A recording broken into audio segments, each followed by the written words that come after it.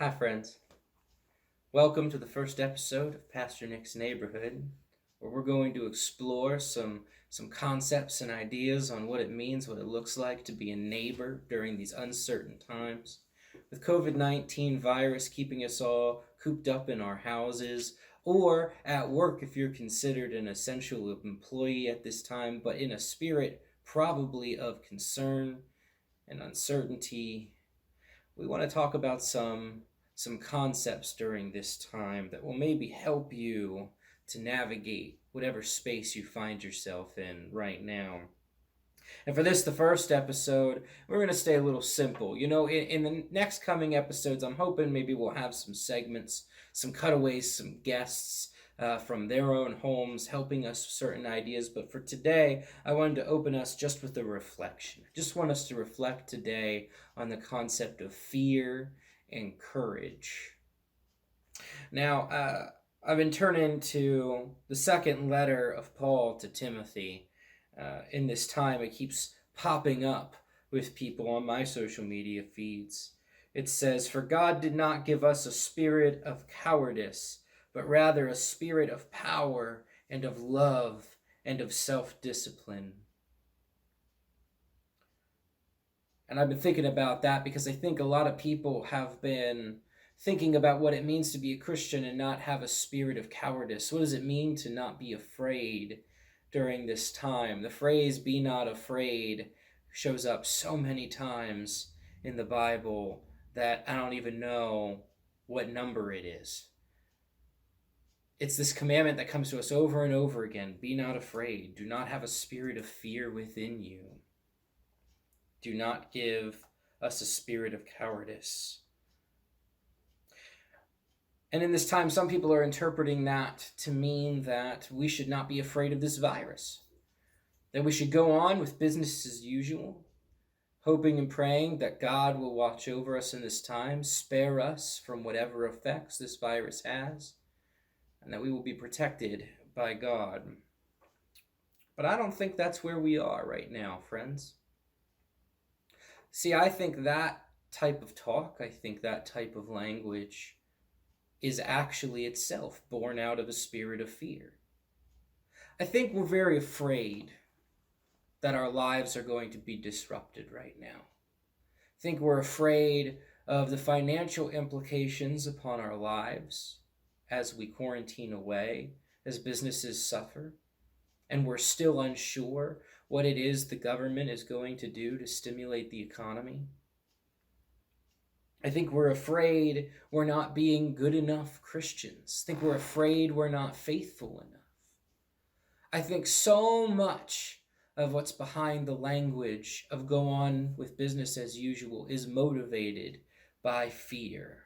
And it's our cowardice that wants us to continue life as usual because we're afraid of being in new, difficult spaces. But God did not give us a spirit of cowardice, my friends. Rather, He gave us a spirit of power and of love and of self-discipline. It is time for us to consider what it means to love our neighbors during this time. And we're going to explore some of the themes of what it means to love our neighbors during this time in future episodes. But today, I want you to remember that it is love for our neighbor that is encouraging us to stay home right now, encouraging us to not spread this virus further. You can be a carrier for up to 2 weeks and never even know it, and spread it to so many people in that time, and it'll take 2 weeks before they even know it. By staying home, we contain it, and we look after the most vulnerable among us, because I'm not at high risk of being damaged by this virus. I'll cough for a while. I'll have the symptoms. It won't feel that bad. But some of the elderly among us, the immunocompromised, the sick, they're at risk. And just because it doesn't affect me doesn't mean I don't have a responsibility to look after them. I must love my neighbor in this time. And yes, our rituals, our routines are going to be disrupted, and that's scary. We rely on our rituals and routines. We rely on steady income. It is terrifying to think about where we are right now. And yet, we are called not to be a people of fear. Timothy also said that we have a spirit of self discipline. And boy, oh boy, is self discipline something that we need right now. We need to have the discipline to stay in. I'm going stir crazy. Bet y'all are too. Why do you think I'm making these videos? I'm trying to keep busy. What are you doing to try to keep busy during these times? We'll come to you with some ideas in some future episodes of Pastor Nick's Neighborhood about what you can be doing right now that'll help you to have the self discipline you need to be courageous and stay home right now until this passes and we can meet together again. Now, a big piece of why I think these things is because I believe we should be paying attention to the doctors and healthcare professionals in our lives who are encouraging us to stay home. Our government officials, love them or hate them, are doing their best to listen and to find wisdom in their advice and to make decisions for us that they think will help us best to maintain some sense of normalcy while also flattening the curve, as they say, on this virus. And wisdom is so important. And it's something that I think we've been leaving out in this conversation when we've been talking about being afraid as Christians. So now I'm going to read to us from Proverbs chapter 4, starting in verse 5. Get wisdom, get insight. Do not forget nor turn away from the words of my mouth. Do not forsake her, wisdom that is, and she will keep you. Love her, and she will guard you. The beginning of wisdom is this: get wisdom. And whatever else you get insight. Now, I believe that this message is super important to us right now. Yes, the media sensationalizes everything that happens around us, but that doesn't mean that healthcare professionals and the government are lying to us about the necessity to stay in and to take care of ourselves so that we can take care of others. I know this is difficult. I know everybody's preaching on this a lot right now. I've preached on it this past Sunday to a certain extent. I'm going to continue talking about it throughout this entire quarantine. Because while we are currently a people in a sort of exile, we need people to be speaking up and encouraging us that we are doing the right thing and that everything will be okay as we navigate these spaces and that we will come together again. This exile will end, friends, and we will come back together. But we need to have the wisdom and the insight to listen to the professionals to tell us when we can come out of this quarantine.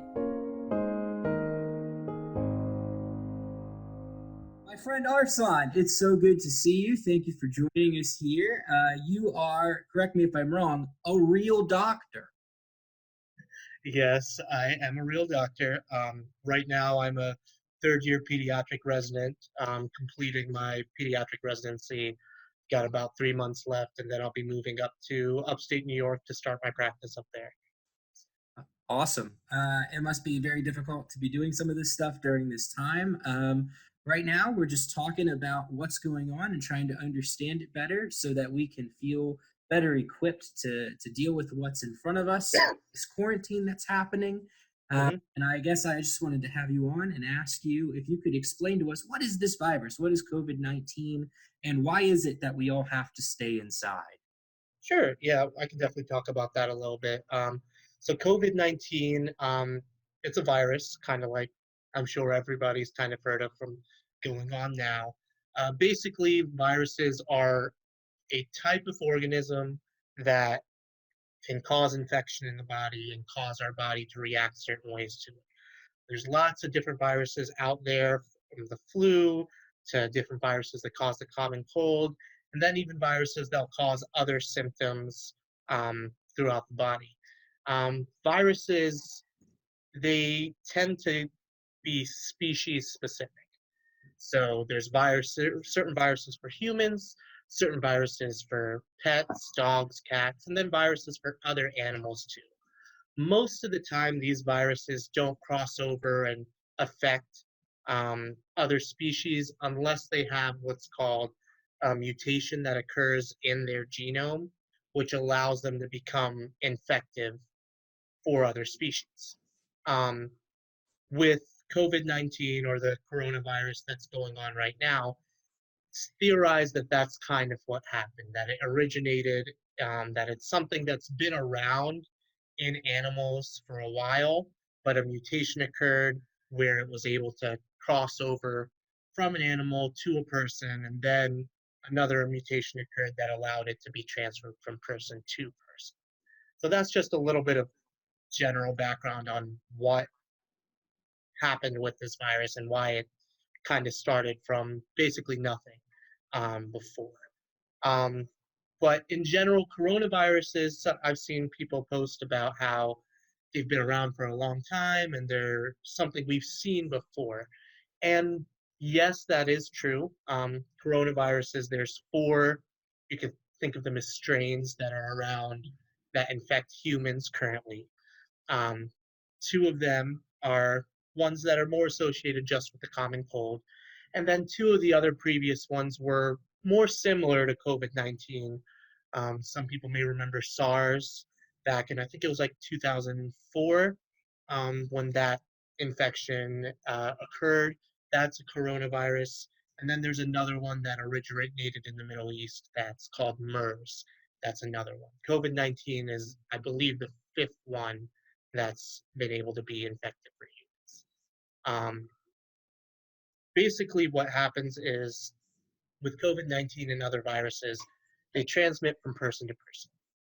COVID 19, based on what we know so far, and we're still learning things every day because it's so new, it transmits from person to person through what we call contact or respiratory droplets.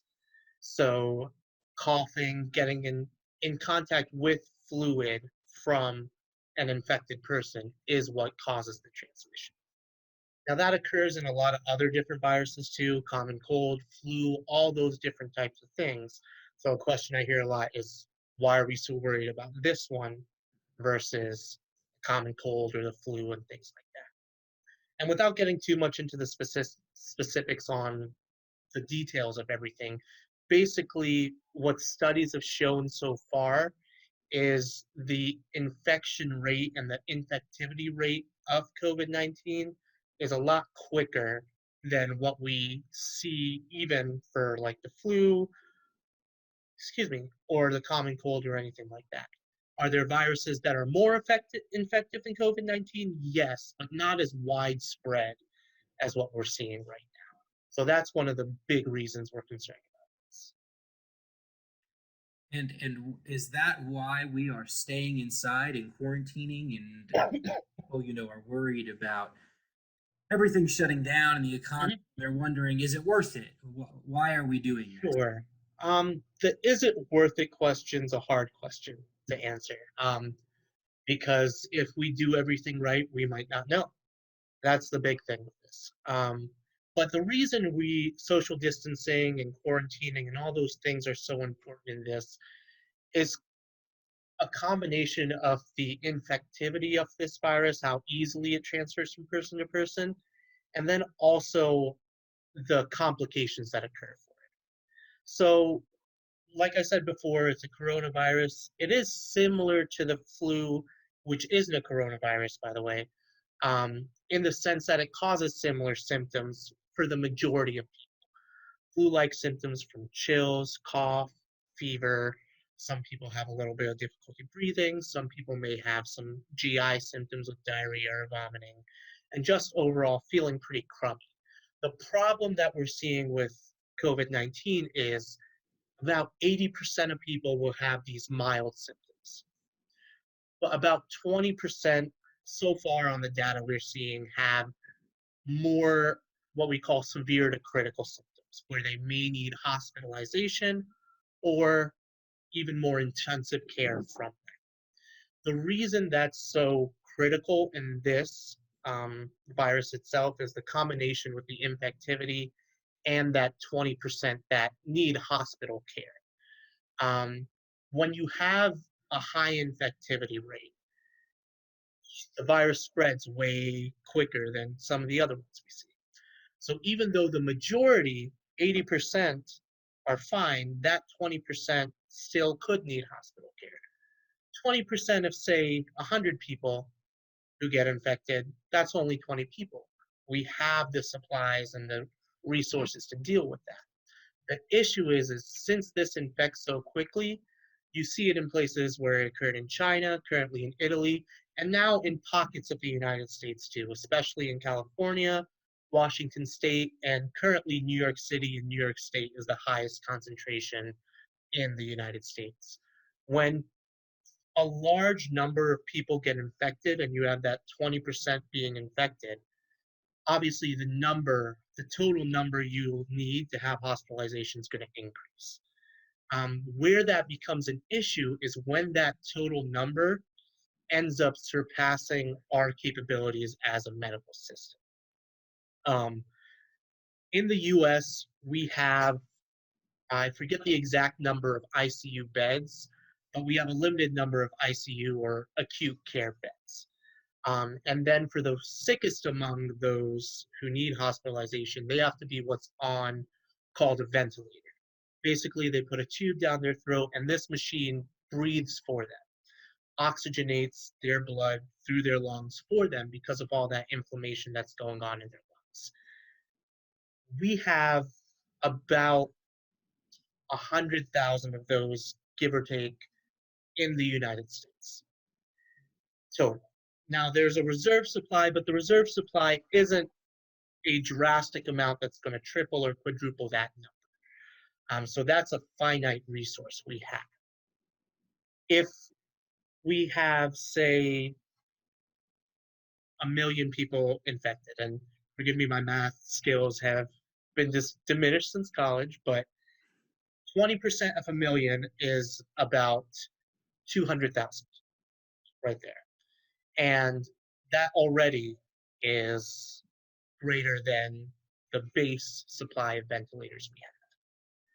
And that's throughout the whole country. So when we have a pocket that has a high infectivity rate, you're going to run out of those resources a lot quicker. So by social distancing, by having these quarantining policies in place, we're not necessarily trying to stop the virus as a whole. Obviously, in some places, in some pandemics that have occurred in the past, that has worked. But our main concern right now is slowing that curve, that rate of infection, to a point where it stays below that maximum capacity we have. That way, the people who do need that help in the hospital, who need that support, are able to get it. Because in countries like Italy, especially, is the biggest one right now, they're past that curve and they're having issues getting what's needed for everyone who's sick, and they're having to make harder decisions that we're trying to avoid in that case by doing these procedures. As for is it worth it with all the economical and business aspects there, that's not an answer that I think anyone can really provide, because those are real life problems. They're real life things that affect everybody. They're important things, but at the same time, what a lot of us are looking at is, if we don't get this under control or keep it under a certain rate, some of those things may occur, but it may also still be associated with a loss of life, which is what we're trying to avoid. So I can't say for everybody, is it worth it? Some people may say, I don't have any symptoms, I don't have anything like that. And if this all goes well, I'll be completely happy to say maybe we overreacted. But Is that a risk we really want to take? Is where we're coming at that from. Because all the data, all the other countries that are going through this right now show us on this trajectory to have a similar outcome. And the United States has a good healthcare system. We have a lot of resources here, but this is occurring in other countries that have really good healthcare systems and have really good resources. So we can't just rely on that. We have to do things to help support that and give us the best chance of getting through this with